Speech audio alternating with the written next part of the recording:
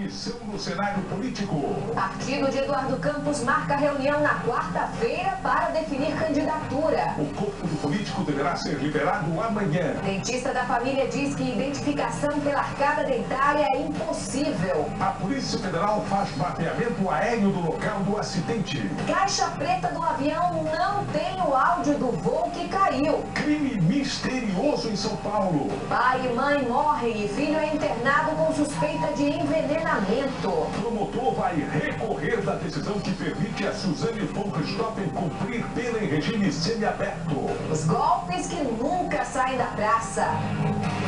O desabafo da vítima de um falso sequestro. Quando ele acabou de dizer que havia sequestrado minha filha, entra a voz de uma mocinha gritando, implorando, pelo amor de Deus, pai, me ajuda, me ajuda, me ajuda. Estelionatário revela o que fazia para enrolar as vítimas. Você não vai até a vítima veio até você, você atrai, você arma na boca, a cara da outra pessoa cai se quiser. Robinho desencanta no santo. O tombo de um técnico estressado na Bélgica. E uma sereia invade o aquário de Paris.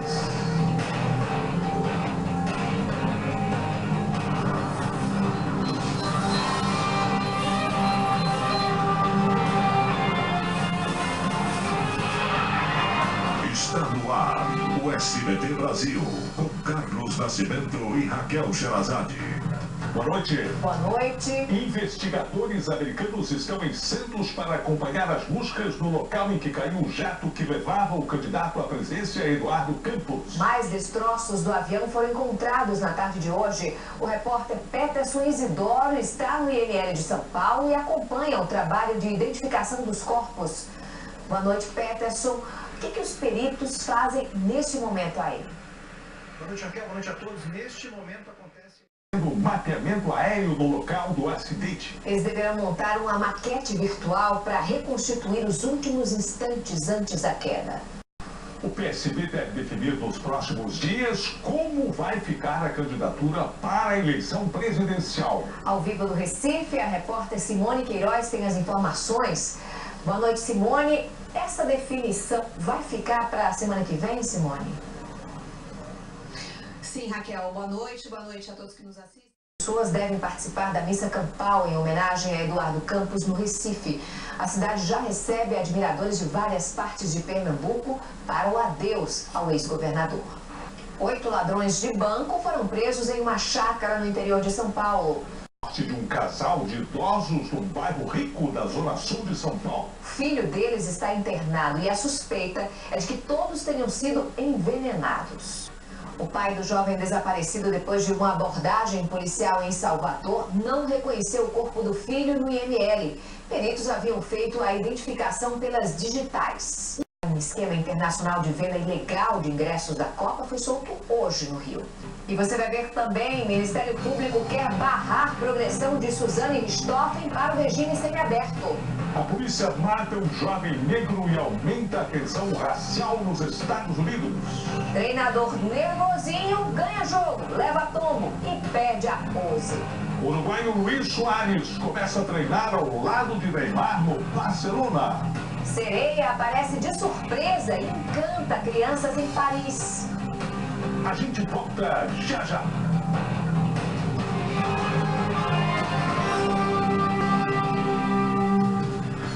A Ucrânia decidiu inspecionar os caminhões de ajuda humanitária mandados pelos russos à região leste do país. O governo ucraniano desconfia que a carga possa conter armamento para os rebeldes pró-Rússia. Voltou à tona nos Estados Unidos, um jovem negro que sofria de problemas mentais foi morto por policiais na cidade de Los Angeles. Hoje foi identificado o autor do disparo que matou um outro adolescente negro no estado do Missouri. No próximo bloco, o advogado que quer dar emprego a Suzane Richthofen. Especial 171 golpistas da praça. As armações que continuam fazendo vítimas. Robinho marca golaço e anima a torcida do Santos. E a sereia que está mexendo com a imaginação da criançada. A gente volta já já.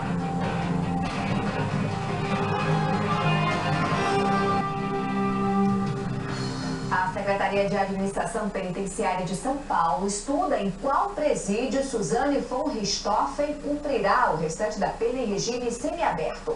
Condenada pelo assassinato dos pais em 2002, Suzane deverá trabalhar no escritório de advocacia, mas o Ministério Público vai recorrer da decisão da Justiça. Os dados somam 3%. A margem de erro é de 2 pontos percentuais. A pesquisa ouviu 2.045 eleitores entre os dias 12 e 13 de agosto. O levantamento foi registrado no TSE. Você vai ver agora os números da pesquisa Datafolha sobre as intenções de voto para o governo do Rio de Janeiro. Os outros candidatos juntos somam 3%. A margem de erro da pesquisa é de 3 pontos percentuais. O levantamento foi feito entre os dias 12 e 13 de agosto, com 1.317 eleitores. A pesquisa foi registrada no Tribunal Superior Eleitoral. Agora, as intenções de voto para o governo de Minas Gerais.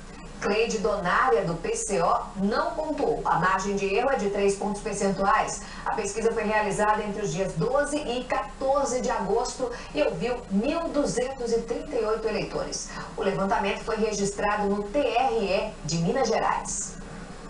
Kennedy, boa noite.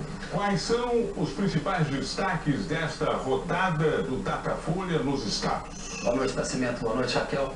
O principal destaque é a situação muito confortável do governador Geraldo Alckmin de São Paulo para ser reeleito no primeiro turno. A crise de abastecimento de água não colou no Geraldo Alckmin. Isso está retratado na pesquisa Datafolha. Daí esse conforto dele para ser reeleito agora na primeira fase da eleição.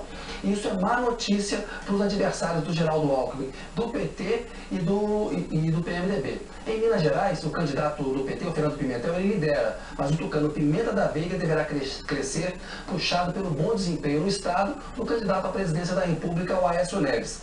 Já no Rio de Janeiro há uma disputa embolada, mas o candidato do PMDB, o governador Luiz Fernando Pezão, tende a ser um nome forte no provável segundo turno. Raquel.